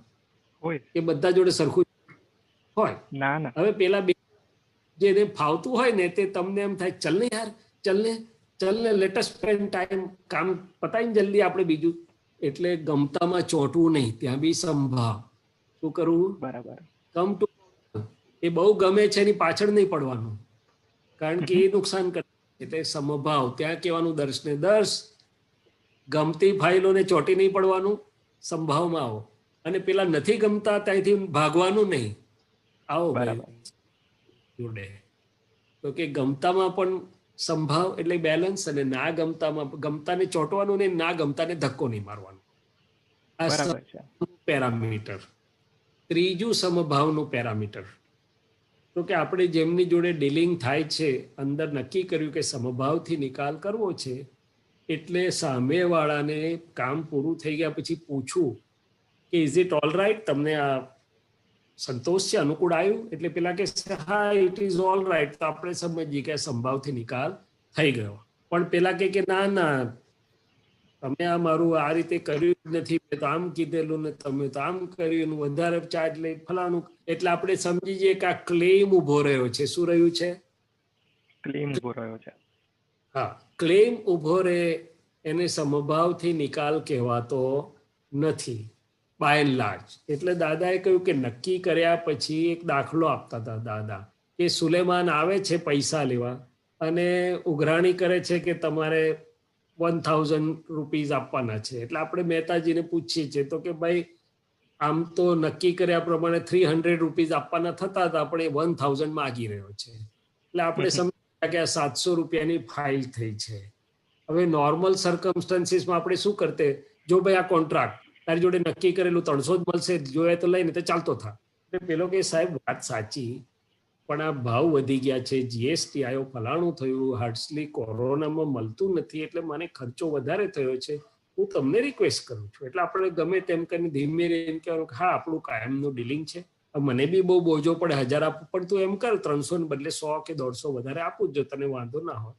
આમ તેમ કરીને સમજાવટથી પતે તો સમજાવટથી થોડા આપીને જે પત્યું એમિકેબલી રિઝોલ્વ કર્યું. આપણે શું કર્યું? Resolve with equanimity. અને પછી જાય એટલે પૂછીએ કે તમને અનુકૂળ છે ને, દુઃખ તો નથી થયું? તો કે ના ના કઈ કામ હોય તો બોલાવજો. તો ક્લેમ ના રહ્યો. એટલે આપણે સમજી ગયા કે સમભાવથી નિકાલ થઈ ગયો. એટલે સંભાવથી નિકાલમાં બે વસ્તુ કે ગમતાને ચોંટવું નહીં, ના ગમતાને ધક્કો ના મારવો, આપણે અંદરથી ઇક્વાનિમસ રહીએ, અને બીજું કે સામેનાને ક્લેમ ના ઉભો રહે એવી રીતે સમાધાનપૂર્વક નિકાલ કરવાનું આપણે આપણા ઇનર સેલ્ફને, મન બુદ્ધિ ચિત્ત અહંકારને કીધું દર્શને. અન્ડરસ્ટુડ? સાંજ પડે કશું રહી ગયું હોય તો આપણે જઈને એના શુદ્ધાત્માની માફી માંગીને પ્રતિક્રમણ કરી લેવું અને દર્શને કેવું કે decide two resolve એમિકેબલી with equanimity. ફાઇલનો સંભાવથી નિકાલ કરવાનું નક્કી કરજો. All right? Yes, a very good point sir. હે ના, એટલે તમે જે પોઈન્ટ્સ કીધા ને એ એક્ઝેક્ટલી એ જ વસ્તુ થઈ રહેલી. તમે જેમ કીધું ને કે જ્યાં વાત કરવાની ગમતી હોય ત્યાં બહુ ઘૂસી નહીં જવાનું, પછી જે ક્લેમ રહી જાય છે તો એમાં એક્ઝામ્પલ તરીકે એવું જ આપીશ કે એક કોલિગ છે, એની સાથે આવી રીતે વાત કરવાની બહુ ગમતી હતી, કારણ કે એક ફ્રીક્વન્સી મેચ થતી હોય, તમે સેમ સ્કિલ સેટ પર હો. તો પછી હવે શું થયું કે વર્ક પછી એમાં ટાઈમ વધારે બગાડવા લાગ્યો. તો એવું મ્યુચ્યુઅલી નક્કી કરવામાં આવ્યું કે હવે અહીંયા આપણે વાત નહીં કરીએ, અને it was a mutual decision. પણ પછી શું થાય છે કે હવે જ્યારે તમારું નેક્સ્ટ ઇન્ટરેક્શન થાય ને તો સામેવાળાને એવું થાય કે ના હજી આ કઈ રહી ગયું છે. એટલે ઓલ્ધો સંભાવે નિકાલ કરેલો પણ ઇટ એન્ડેડ અપ ખાલી નિકાલ જ થયો, સંભાવે ના થયો, કારણ કે હવે એ ક્લેમ રહી ગયો છે. તો એના માટે તમે જે પોઈન્ટર્સ આપ્યા એ બહુ જ હેલ્પફુલ રહેશે, અને હું એને ઇમ્પ્લિમેન્ટ કરવાની કોશિશ કરીશ આજથી જ, અને આઈ લેટ યુ નો કે કેવી રીતે મારું એક્સપિરિયન્સ રહે. ચોક્કસ ચોક્કસ. આ તો એક શરૂઆતના લેવલ પર વાત કરી છે, પછી આગળ વધશું એટલે ધીમે ધીમે આગળ વધાશે. અને પછી અંતર તપ આવે છે એની અંદર. દર્શ શું આવે છે કે તપ આવે છે. દર્શને અંદરથી કહી છે કે દર્શ બધે સમભાવથી રહેવાનું છે. એટલે દર્શનું માઇન્ડ, દર્શની ઇન્ટેલેક્ટ જે છે, દર્શનું જે ચિત્ત છે એ પછી સંભાવમાં આવવા લાગશે. શું લાગશે? ગમતામાં હોય કે ના ગમતામાં હોય, ફાવતામાં હોય કે ના ફાવતામાં હોય, સમભાવમાં શું આવવા લાગશે? સંભાવમાં આવવા લાગશે. થશે. સુંદર થશે. એવું બને કે આપણે કોઈને એવું પૂછીએ કે કશું ક્લેમ રહી ગયું છે કે નહીં, એટલે આપણે પૂછીએ કે આ પ્રોપર ડીલિંગ થયું કે નહીં, તમારું જે થર્ડ પોઈન્ટર હતું, અને સામેવાળો માણસ કે ના હજી કઈ રહી ગયું છે, અને એ ચાલુનું ચાલુ જ રહે, તો પછી એમાં કેવી રીતે ડીલ કરવાનું? એટલે I am just talking of a hypothetical situation. ના, આ તો મેં સમજાવવા કીધું.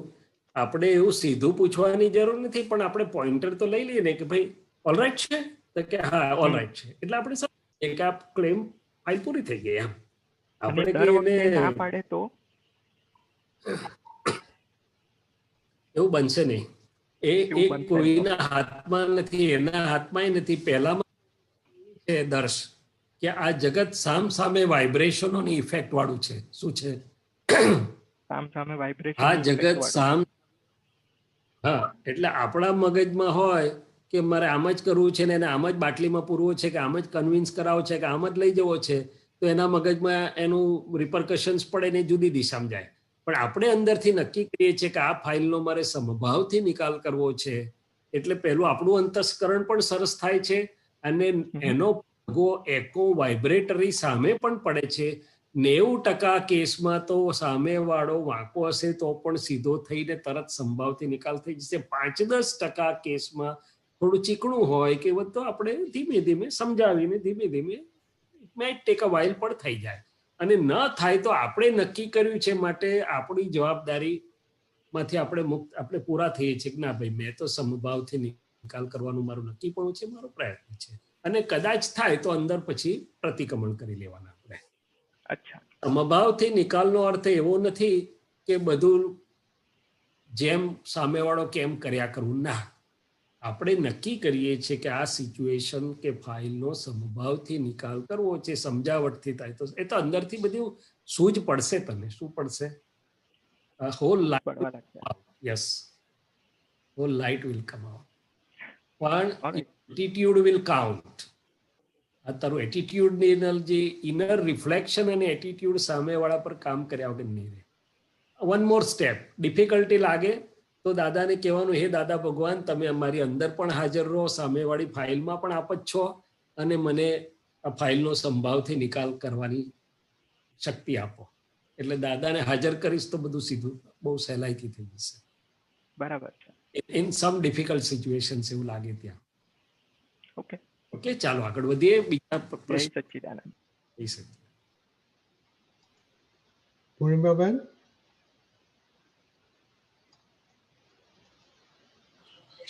જય સચ્ચિદાનંદ સ્વામીજી. જય સચ્ચિદાનંદ. પૂર્ણિમાબેન, ડોક્ટર સાહેબને વ્યવહારથી પણ પ્રણામ અને નિશ્ચયથી શુદ્ધાત્મા દાદા ભગવાનને વંદન. જય સચ્ચિદાનંદ સ્વામીજી. જય સર દીપકાનંદજી. જય સચ્ચિદાનંદ. આ સૂત્ર આવ્યું હતું નવીનાનંદજીએ મોકલેલું ફ્રાઈડે ના. જી 5 ઇન્દ્રિયમાં ઉદ્ગલ સુખ ભોગવી લેવાના જાત જાત, થોડું ઓછું કરને કરી, જાત જાતના નુસખા પુષ્કળ. કર્યા કરે, નુસ્ખા કર્યા કરે તે કપટ. સુખ ભોગવે છે એ કપટ ન હોય, પણ સુખ ભોગવવા માટે નુસખા કરે તે કપટ. એટલે નુસખા ક્યાં એ નુસ્ખા એટલે સમજના ટેક્ટિક્સ, મેનિપ્યુલેટિવ ટેક્ટિક્સ. ઓકે ઓકે, અંદર બધી ટેક્ટિક્સ ગોઠવે ને કે કઈ રીતે tactics. Tactics, hidden okay tactics. Okay okay, હવે ખબર પડી. આ તો ગુજરાતી શબ્દ છે. હા, એટલે આવડે નહીં એટલે પછી મેં કહ્યું નુસખા શું થયું. ઓકે, એટલે અંદર બધું ટેક્ટિક્સ કરતો માટે જાત જાતનું બધું ગોઠવણી કરે.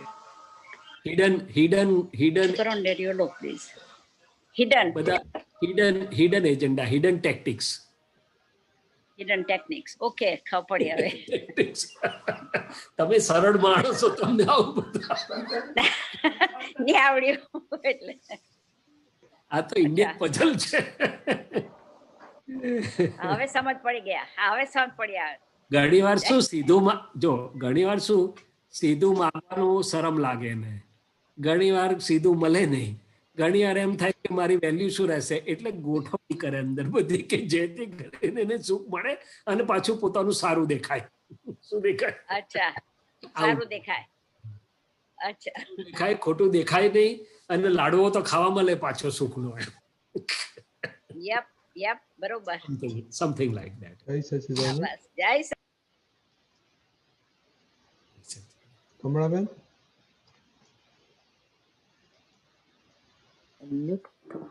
જય સચ્ચિદાનંદ સેવેશાનંદજી. જય સચ્ચિદાનંદ. આ એક પદ છે, કંઠે બિરાજો હો દાદા. જી. એમાં છે કે ચારિત્ર બળની ઓળખ સંચારે નીકળેલી વાચા. એટલે ચારિત્ર બળ કઈ રીતે, સંચારે એટલે કઈ રીતે આગળ નીકળેલી. હા, સંચારે નીકળેલી વાચા એટલે શું કહે છે કે આ દરેક વ્યક્તિ, આપણે મહાત્મા કે બીજા, એની જે વાણી નીકળે છે એ વાણી ઉપરથી એનું વ્યવહાર ચારિત્ર બળ.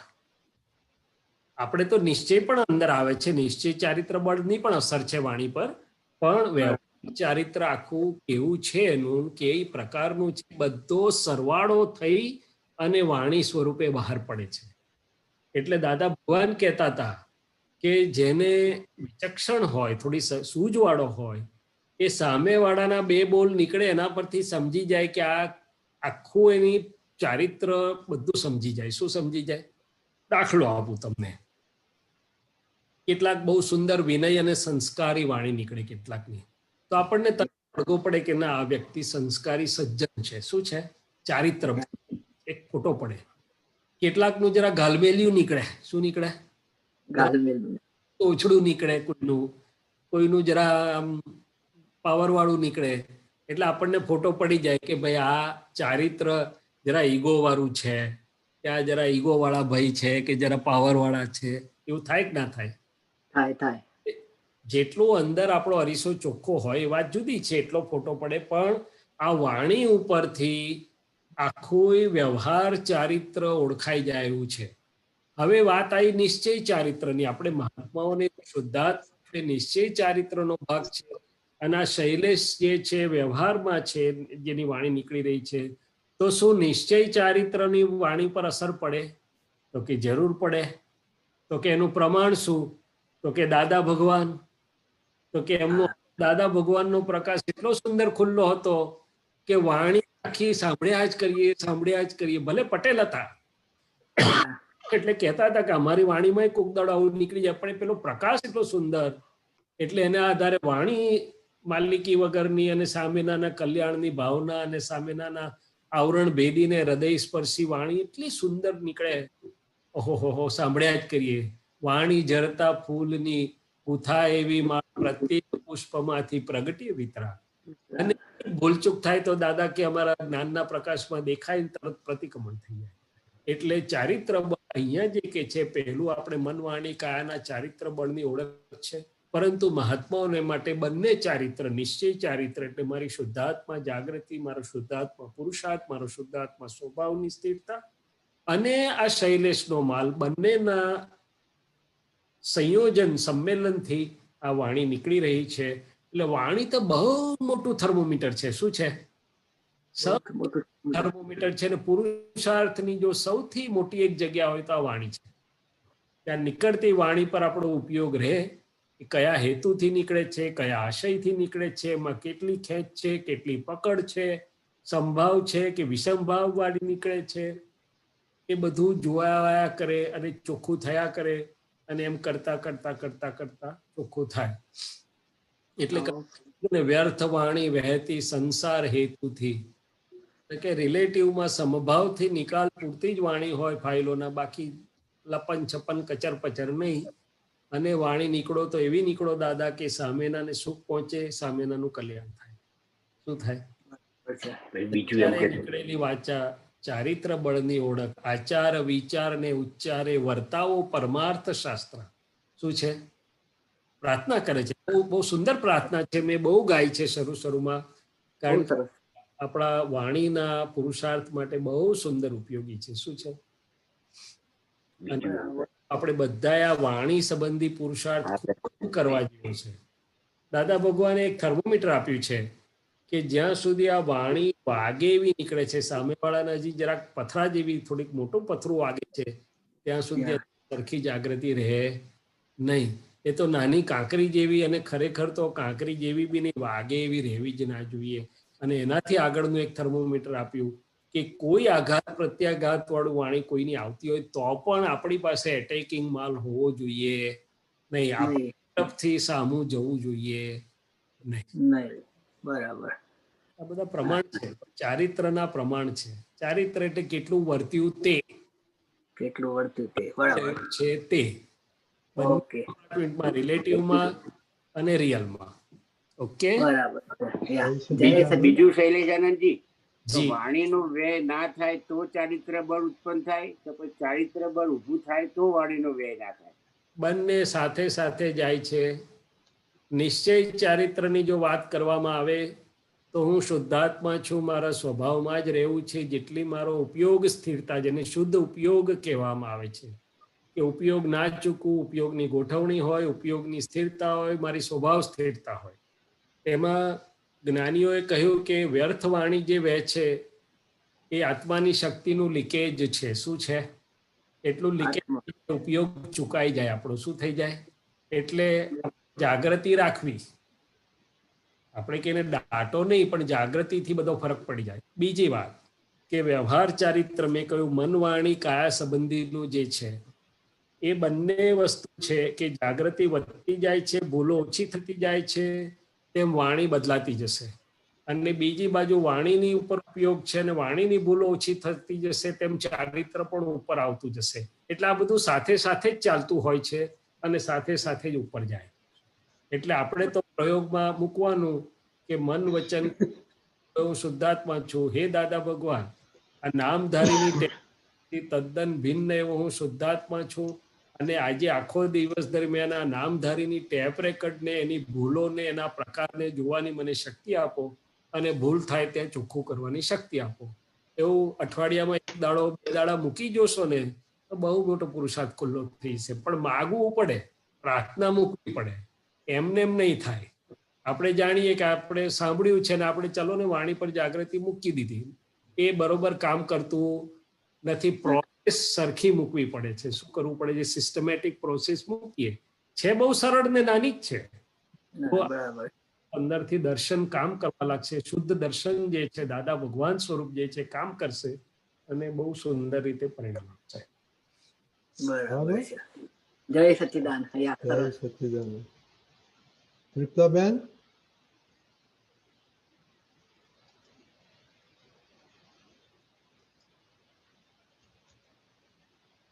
तृप्ताबेन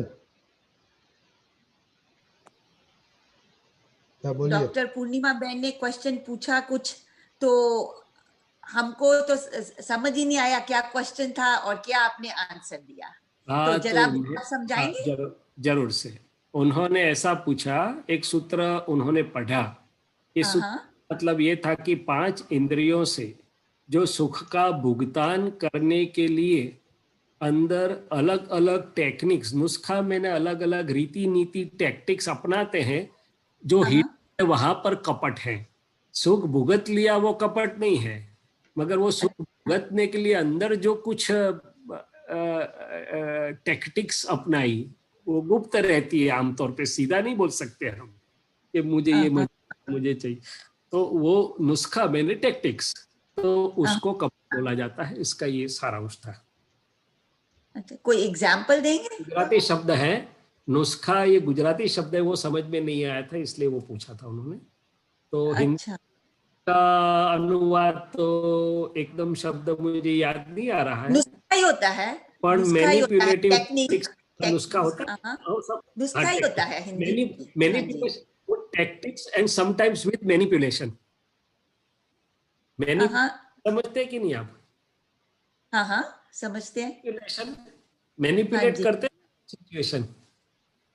हाँ, तो अच्छा, कोई एग्जाम्पल देंगे? अरे कितने सारे एग्जाम्पल हैं.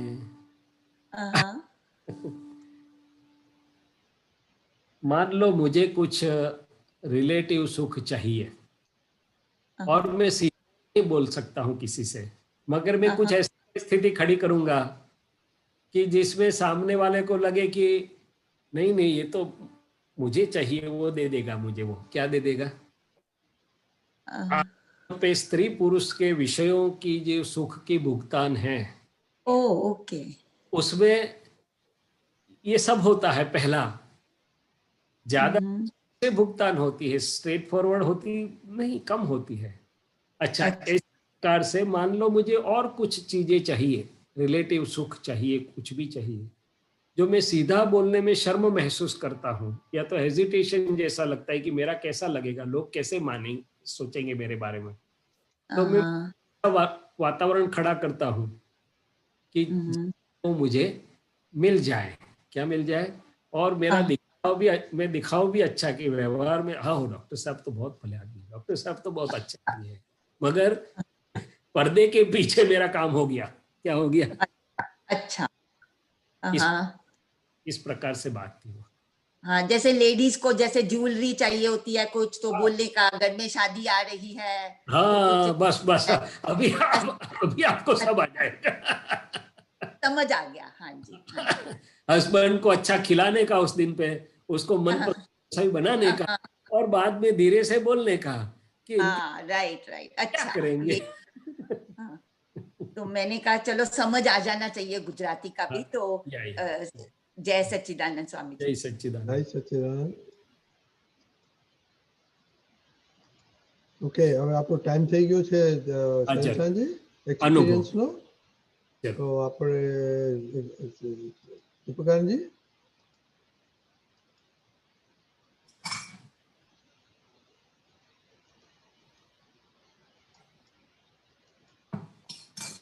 જય સચ્ચિદાનંદ. આજે આપણી વચ્ચે આવી રહ્યા છે બરોડાથી અજયભાઈ પારેખ. પધારજો અજયભાઈ અને જણાવો તમારો અનુભવ. ઓકે. જય સચ્ચિદાનંદ. સંભળાય છે? હેલો. જય સચ્ચિદાનંદ સંભળાય છે? એક મિનિટ. હા, વિડિયો ઓન કરજો. ચાલુ હતો.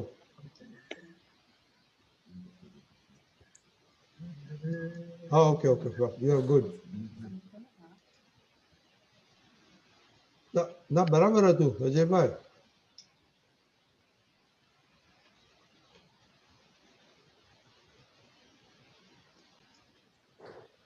જય સચ્ચિદાનંદ. જય સચ્ચિદાનંદ. બોલો.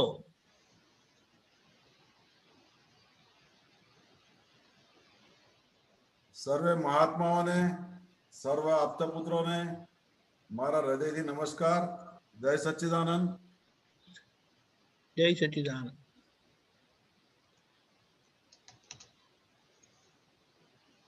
અમે કેવા પુણ્યશાળી ભગવાનની ભૂમિકા આદે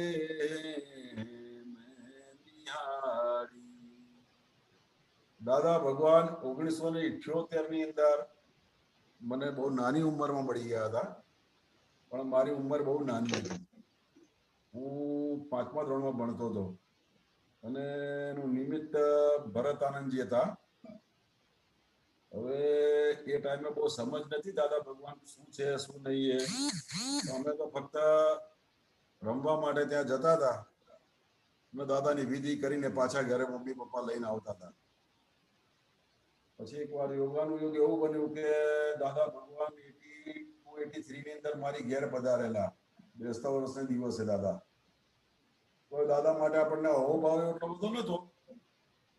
પછી હું જયારે વધારે આમાં ગાયનોની અંદર વધારે હતો કે મને મુકેશના, રફીના એવા ગાયનોનો બહુ શોખીન હતો હું. એટલે પછી એવું નક્કી કર્યું કે આ ગાયનો પાછળ જીવન વિતાવવું છે હવે આપણે. આવું સત્સંગ બત્સંગ આપણે તો કંઈક સમજ હતી નહીં, એટલે ગાયન પાછળ જીવન વિતાવવાનું નક્કી કર્યું પછી. અને કુદરતી પછી કવિરાજના એકાદ બે પદો મને થોડા આવડવા મળ્યા, સમજવા મળ્યો. એટલે પછી મને દાદા માટે એટલો બધો ભાવ થયો. આજે હું કવિરાજના લગભગ 300 પદો મને યાદ છે. 300-400 પદો મને યાદ છે. એમાં 100 પદો તો હું એકલા જાતે ગાઈ શકું એમ છું અત્યારે, વગર ચોક મૂકે. બધા મોઢે આવડે છે મને. પછી યોગાનું યુગ એવું થયું કે હવે આ પિક્ચરની જે બધી લાઈનો જે બધી હતી એમાં બધા મોટા ભાગના બધા જ ગીતો મને આવડતા હતા. એટલે એ બધા ગીતો હવે જતા રહ્યા બધા, અને હવે કવિના બધા પદો આવી ગયા બધા. આમ કરતા અત્યારે દાદા માટે મને એટલું બધું અહોભાવ છે દાદા માટે કે અત્યારે આપણે શું કરીએ આખો દિવસ. મારે પદોની અંદર મેં આ લોકડાઉનની અંદર મોટા ભાગનો ટાઈમ મેં પદોની અંદર કાઢેલો છે કે હું પદો સાંભળું પછી આખો દિવસ પદો અંદર ચાલ્યા જ કરતા હોય મારે અંદર. એટલે દાદા ભગવાન મને નાની ઉંમરમાં મળી ગયા હતા. પછી દાદાનું મને 1-2 વખત મને સપના પણ દાદા આવી ગયા હતા.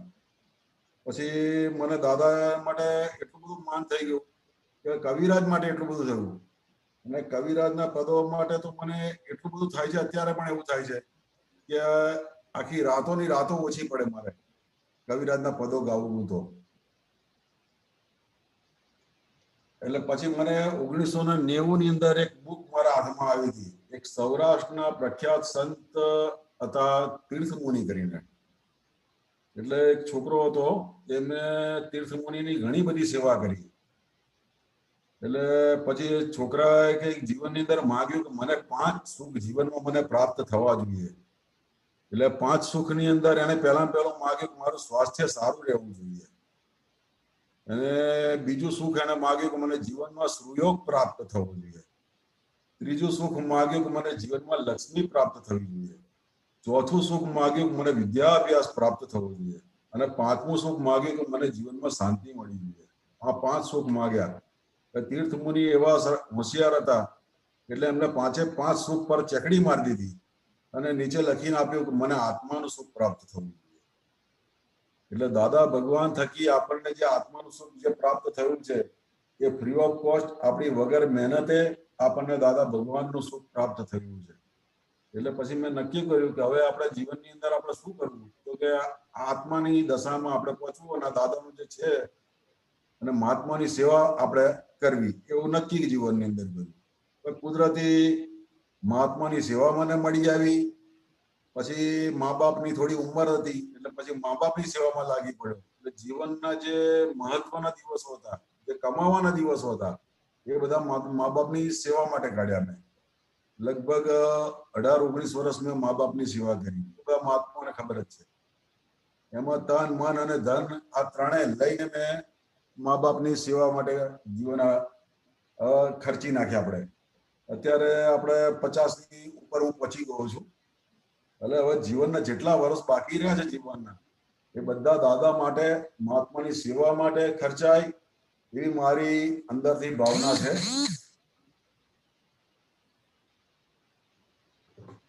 કે કવિરાજનું એક પદ છે, જેની રે સંતો કોટી જન્મોની પુણ્ય જાગે, તેને દાદાનું દર્શન થાય. અને માત પિતાને ગુરુને વંદન હોજો પ્રાતઃ કાળે. એટલે માતા પિતા અને ગુરુ, મને જીવનની અંદર હું બહુ ભાગ્યશાળી નસીબદાર છું કે મને મારા મા બાપની સેવા મળી અને મારે દાદા ભગવાન જેવા ચોખ્ખા મને ગુરુ પ્રાપ્ત થયા. નહીં તો ગુરુમાંય બલિવાર ના હોય, મા બાપમાંય બલિવાર ના હોય, એવું બધું ભેગું થાય. અને હું ભાગ્યશાળી છું, હું ઇન્ડિયામાં જ રહ્યો અને મને મા બાપની સેવા મળી ગઈ અને દાદા ભગવાન મને મળી ગયા. કે આવા પ્યોર દાદા ભગવાન આપણને કોઈ કાળે મળે એવા નથી.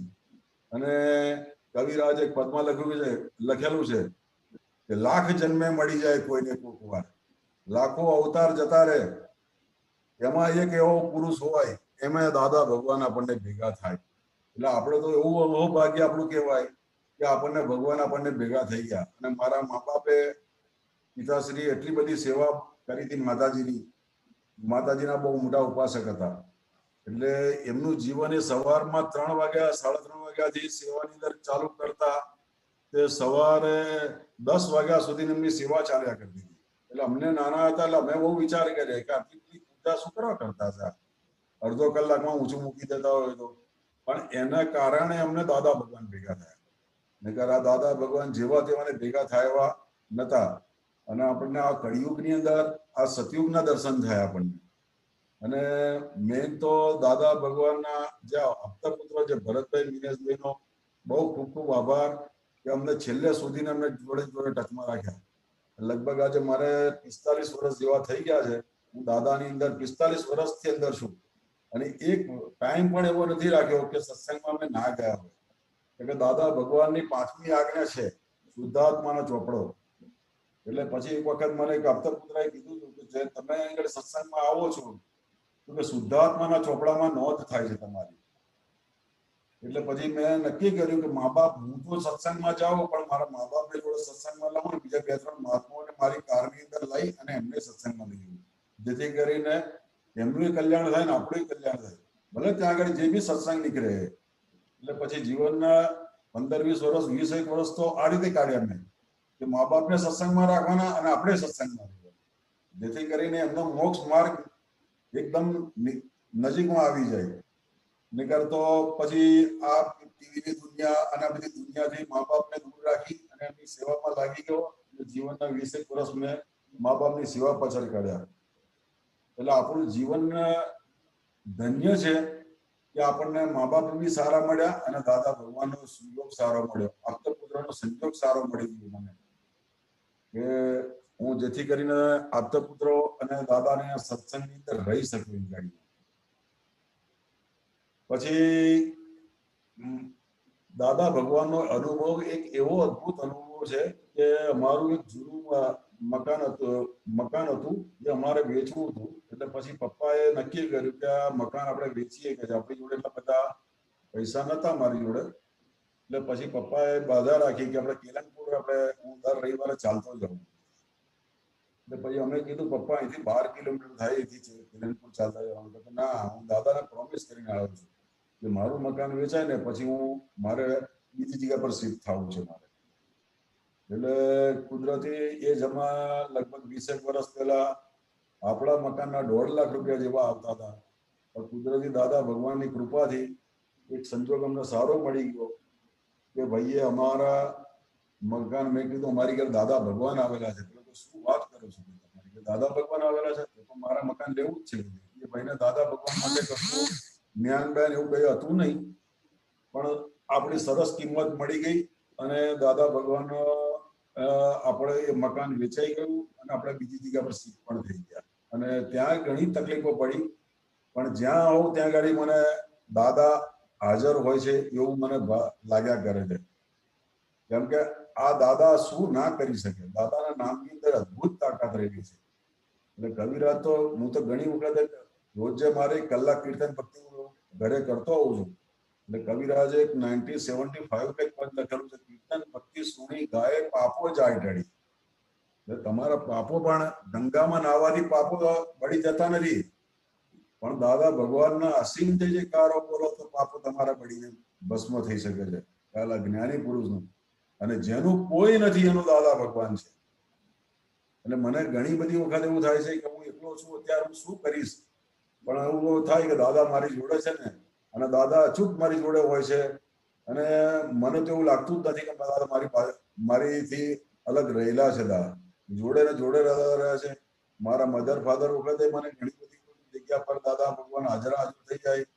ઘણી વાર ડોક્ટરની તકલીફ હોય, ઘણી વાર મેડિસિનની તકલીફ હોય, ઘણી વાર લઈ જવા લાવવાની તકલીફ મારે હોય, પણ આ બધી જ તકલીફો દૂર કરીને દાદા મારી જોડે ને જોડે રહેતા હતા અને મારા સરળતાથી બધા કામ પતાવ્યા. એટલે ઘણા બધા મને કે તમે એકલા છો ને બધું કામ કેવી રીતે કરો છો, પણ હું બધાને એક જ કહું, દાદા મારી જોડે છે અને દાદા બધી મને લાઈન દોરી આપે છે અને એનાથી હું કામ કરી શકું. બાકી મારી કોઈ તાકાત એવી છે નહીં કે હું આ કામ કરી શકું. બીજું કે દાદા ભગવાન જ્યારે મારા ફાધરને અમારે ઘરે જયારે દાદા ભગવાનને બોલાવવાના હતા ત્યારે રસિક કાકા આપણા સંગપતિ બાહુભાઈ વકીલ એ બધા ઘણા તે વખતે કીધું કે આપણા દાદાની તબિયત બહુ ખરાબ છે, આપણે દાદાને દૂર લઈ જવાના નહીં. પણ દાદા ભગવાન હૃદય ઓળખવા વાળા હતા. દાદા ભગવાને નીરુબેનને પૂછ્યું કે આ પ્રભુદાસભાઈ શું કહેવા માંગે છે દાદા? એટલે પપ્પાએ ડાયરેક્ટ કીધું કે દાદા મારે તમને મારી ઘરે લઈ જવા છે. દાદા કહે છે કે તમારી ઘેર તો મારે આવવું જ પડે કે છે, પ્રભુદાસભાઈને ઘેર મારે તો આવવું જ પડે કે છે. પછી મારા પપ્પાએ કીધું કે દાદા મારે ઘેર આવવા માટે સારા રોડ નથી કે છે, અને મારે ઘરે કાચો રસ્તો છે ને 2 કિલોમીટર અંદર ચાલતા આવવું પડે છે. દાદા એ કીધું હું તમારી ઘેર તો ચાલતા આવીશ. દાદા ભગવાન અમારી ઘરે અડધો કલાક જેવો અમારી ઘર રોકાયા હતા અને દાદા ભગવાન અમારી ઘેર પ્રત્યક્ષ હાજર આવ્યા હતા. પપ્પાનો ભાવ એટલો બધો હતો, નિકારા ભગવાન આપણે ઘેર પધારે એટલે અમારું તો બહુ અહોભાગ્ય કહેવાય કે અમારું ફેમિલી બધું દાદાની અંદર છે. અને આજે અમને દાદાની અંદર ઘણા વર્ષો થઈ ગયા, 1978 થી અમે દાદાની અંદર છે. એટલે વધારે તો હું આપતા પુત્રનો આભાર માનું છું, સંઘનો આભાર માનું છું. અને આ સંઘ ક્યારેય છોડવા જેવો નથી, કારણ કે આવા પ્યોર સંઘ ક્યાંય મળવાનો નથી આપણને. એટલે આપણે બહુ ભાગ્યશાળી નસીબદાર છે કે આપણને આવો સંઘ મળ્યો છે. દાદા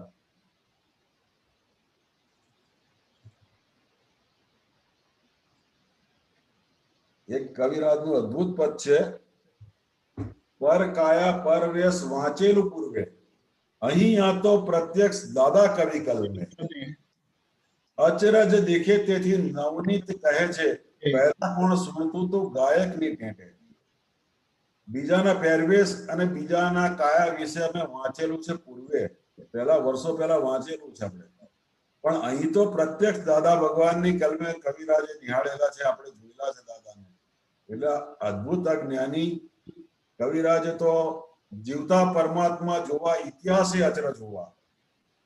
કવિરાજે જે પદ લખેલા છે એમાં અદ્ભુત દાદાનું વિજ્ઞાન મૂકેલું છે.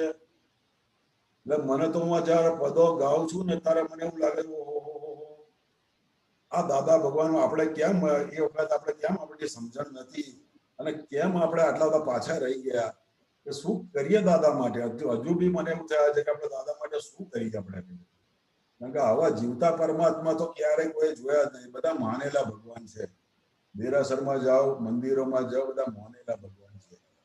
અહીં તો પ્રત્યક્ષ દાદા ભગવાન આપણી જોડે હાજરા હાજર ભગવાન, અને બોલાવો એટલે દાદા હાજર થાય. એવા મારા ઘણા બધા અનુભવો છે. મારા પિતાશ્રીના અનુભવો છે, મારા ફેમિલીના બધાના અનુભવો છે દાદાના, કે અમારી જોડે કઈ હતું નહીં, એની જગ્યા પર દાદાએ આપણને આજે જાંબો જલાની પર મૂકેલા છે. હું તો દાદા ભગવાનનો ખૂબ ખૂબ આભાર માનું છું. દાદા, તમે અમે ક્યાં એક રૂમ રસોડા રહેવા વાળા, અને તમે આ જગ્યા પર અમને મોકલ્યા અને આવું સરસ આપણું કામ કર્યું, અને મારા મા બાપે શાંતિથી જીવન વિતાવ્યું આવી રીતે. નહીંતર ઘણાના મા બાપો મેં જોયા છે કેટલી તકલીફોમાં જીવન વિતાવતા હોય છે. આવવા માટે, સત્સંગ માટે આવવા માટે પૈસા ના હોય. એટલે આપણા મા બાપ તો એટલા ભાગ્યશાળી, પુણ્યશાળી કે એમને હું સત્સંગમાં લઈને આવું, એમના થકી આપણે દાદા આપણે પામેલા છે.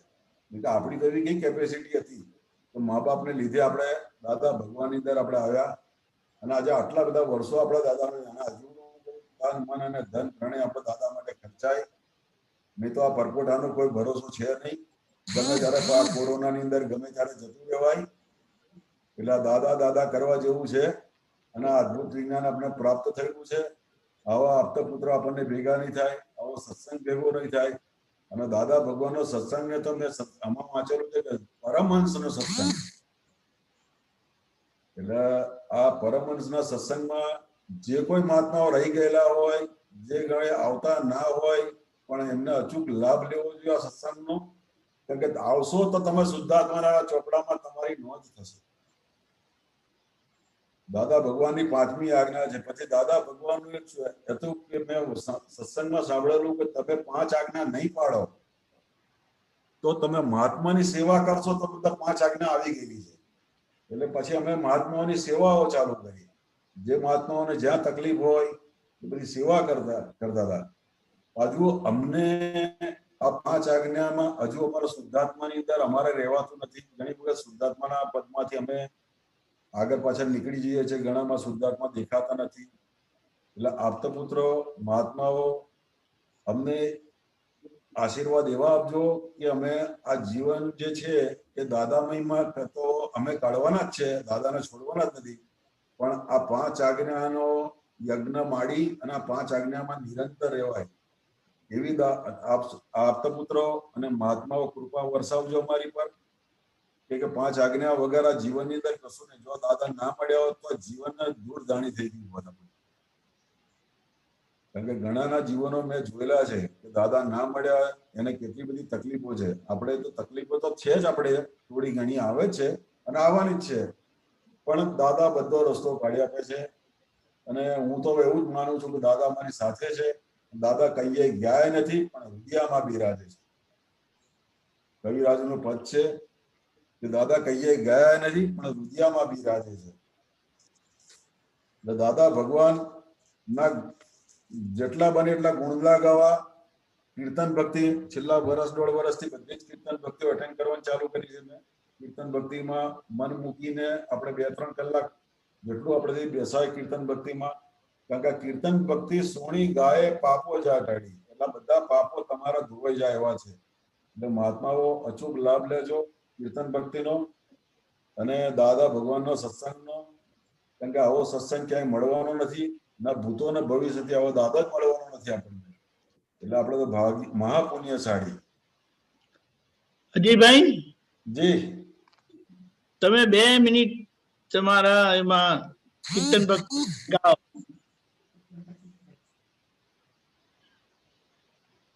જોઈએ તો હું ફોલો કરીશ તમારી જોડે. દાદા ભગવાન ના અસીમ જય જયકાર હો. દાદા ભગવાન ના અસીમ જય જયકાર હો. દાદા ભગવાન ના અસીમ જય જયકાર હો. દાદા ભગવાનના અસીમ જય જયકાર હો. દાદા ભગવાનના અસીમ જય જયકાર હો. દાદા ભગવાનના જય જયકાર હો, દાદા ભગવાનના અસીમ જય જયકાર હો, દાદા ભગવાનના અસીમ જય જયકાર હો, દાદા ભગવાનના અસીમ જય જયકાર હો, દાદા ભગવાનના અસીમ જય જયકાર હો, દાદા ભગવાનના અસીમ જય જયકાર હો, દાદા ભગવાનના અસીમ જય જયકાર હો, દાદા ભગવાનના અસીમ જય જયકાર હો, દાદા ભગવાનના અસીમ જય જયકાર હો, દાદા ભગવાનના અસીમ જય જયકાર હો, દાદા ભગવાનના અસીમ જય જયકાર હો, દાદા ભગવાનના અસીમ જય જયકાર હો, દાદા ભગવાનના અસીમ જય જયકાર હો. જય સચ્ચિદાનંદ. જય સચ્ચિદાનંદ પ્રભુ. બહુ સરસ. દાદા તો મળ્યા તમને, દાદાની પધરામણી થઈ તમારા ઘરે, અને મોટામાં મોટું તમે જે એક વાત કરી કે મા બાપ થકી દાદા મળ્યા, મા બાપ અને ગુરુની સેવા અને એનો યજ્ઞ જે તમે ઉપાડ્યો, અને સાથે મહાત્માઓની સેવાનો યજ્ઞ ઉપાડ્યો, આમાં ઘણી બધી વસ્તુ જે દાદાએ કીધી છે ને એ બહુ સારી રીતે તમે અપનાવી છે. કવિરાજ શ્રીના પદોની તો કંઈ વાત થાય એમ નથી, કારણ કે જે દાદાનું વિજ્ઞાન દાદાના શ્રીમુખે નીકળ્યું છે એ કવિરાજને નટુકાકા દ્વારા મળતું હતું, પહોંચી જ જતું હતું, અને એમના થકી એ પદની રચના થઈ જતી હતી, અને એવી રીતે છેક લગી એમને આ સત્સંગ મળ્યા કર્યો, અને એમની કલમ ચાલતી રહી, અને એમાં આપણે બધા લાભી ગયા. અને તમને ભાવ છે, અને તમે બહુ સારી રીતે ગાઓ છો. જે ગાયન પહેલા પિક્ચરના ગાયનો ગવાતા હતા તે આખો મોડ લઈને કવિરાજસિંહના પદોનું થયું, અને સત્સંગનો પરિચય તમે સતત રાખ્યો, માતા પિતાને સત્સંગમાં લાવ્યા, બહુ મોટી વાત છે. જે માતા પિતાનું તો ઋણ એમ કહેવાય છે કે બધું કર્યા પછી પણ કશું ચૂકવાય એમ નથી. અને તમને જે એમ થાય છે કે દાદાને સમજી શક્યા નથી, તો મને યાદ છે એક વખત દાદા ભગવાનને પૂછેલું બહુ શરૂમાં કે દાદા તમારી ઓળખાણ આપો, ત્યારે દાદાના વચન એવા નીકળેલા કે તમે મને નહીં ઓળખી શકો. એક વખત એવું પણ બોલેલા છે કે મારી હાજરીમાં તમે નહીં ઓળખી શકો, મારા ગયા પછી પણ તમે નહીં ઓળખી શકો. એટલે આજે આપણને મળ્યા છે એમના માટે તો જેટલું અહો એમના જેટલા કીર્તન ગાઈએ એ ઓછા છે, આપણા કલ્યાણ માટે ને બધાના કલ્યાણ માટે. એટલે તમે જે રોજ હમણાં અને ઘણા વર્ષોથી 1 કલાક કીર્તન ભક્તિ કરો છો, ત્યાં તમારી કીર્તન ભક્તિના ભાવ પરથી બહુ સ્પષ્ટ થાય છે, અને અમે ઘણા બધા લોકોએ તમારી કીર્તન ભક્તિ પણ સાંભળી છે. કીર્તન ભક્તિમાં તમે ગવડાવો છો ત્યારે બહુ સરસ. અને દાદાએ તમારા માટે તમે કીધું કે દાદા કશે ગયા નથી, હાજરા હજુર જ છે. વાત સાચી છે. આજ લગી કલ્પનાના ભગવાન મળ્યા છે, મંદિરમાં આપણે પૂજા કરી છે, એ બધું ભાવ બધું બરાબર છે, પણ એ દાદાને હાજરા હજુર ભગવાન સ્વરૂપે આપણે માણ્યા, જાણ્યા, અનુભવ્યા, અને એ આપણા હૃદયરૂપ થયા, અને એનો અનુભવ આપણને છે. બહુ સરસ. આ જ રીતે રહેજો. દાદા હૃદયમાં બિરાજે છે, કઈ ગયા નથી. બિલકુલ સાચી વાત છે. લાખ જન્મે મળી જાય કોઈને કોક વાર. રાઈટ, બિલકુલ દીપકભાઈ સાહેબ, વાત સાચી, બિલકુલ. આપણા લાખો જન્મ થઈ જાય અને લાખો જન્મ થઈ જાય એને એમાં દાદા ભગવાન હોય અને આપણે કઈ યોનિમાં હોઈએ, મેન આપણે કઈ યોનિમાં હોઈએ. ના, વાત સાચી છે, બહુ સરસ. એટલે આપણે એવા મહાભાગ્યશાળી છે, મહાપુણ્યશાળી છે જે કહીએ કે આપણને નાની ઉંમરમાં દાદા મળી ગયા. ના, વાત સાચી છે. જય સચ્ચિદાનંદ. અને આ પરમહંસની સભા આપણા માટે કલ્યાણકારી છે. જય સચ્ચિદાનંદ. ડોક્ટર સાહેબ, તમારે અજયભાઈ બહુ સરસ તમારો એક્સપિરિયન્સ. હવે આપણે શૈલેષાનંદ સાંભળીએ અને પછી એ શ્રીમંત્ર બોલાવે તમે ફોલો કરજો. હો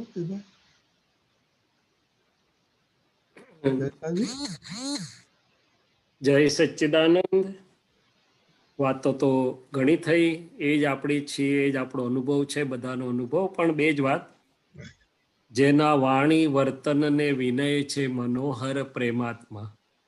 તો વ્યવહાર ચારિત્રની આપણે વાત કરતા હતા આગળ. પરિણામ એટલું સુંદર કે જેના વાણી વર્તન અને વિનય બીજાના મનનું હરણ કરી લેનારા, ચિત્તનું હરણ કરી લેનારા થઈ ગયા એવા દાદા ભગવાન. અને આપણે, હું તો એ જ માગું છું કે દાદા નિશ્ચય અને વ્યવહારને વિશે આપ એટલા કે આ વાણી વર્તન વિનય એવા મનોહર થતા જાય જે થકી દાદા ભગવાન જગતને ઓળખાય.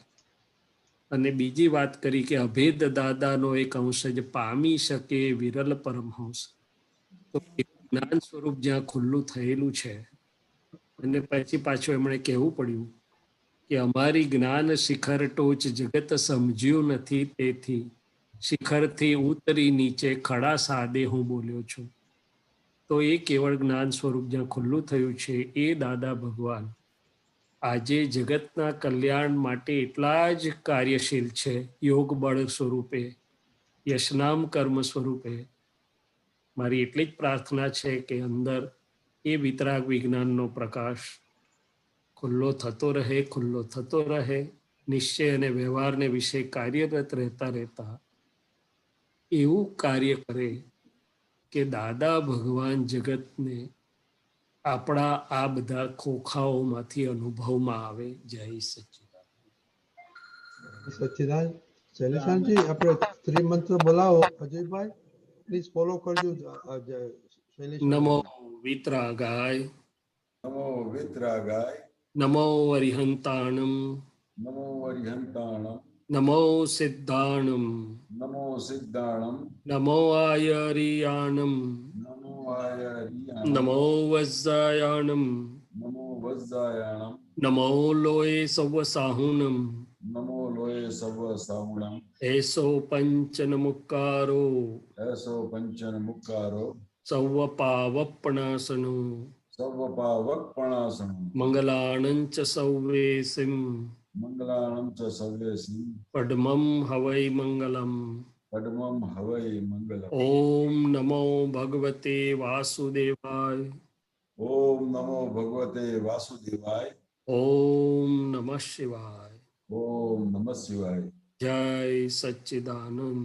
જય સચ્ચિદાનંદ. હું વિજ્ઞાન સ્વરૂપ છું, હું વિજ્ઞાન સ્વરૂપ છું, હું વિજ્ઞાન સ્વરૂપ છું, હું વિજ્ઞાન સ્વરૂપ છું, હું કેવળ જ્ઞાન સ્વરૂપ છું. હું કેવળ જ્ઞાન સ્વરૂપ છું. જય સચ્ચિદાનંદ.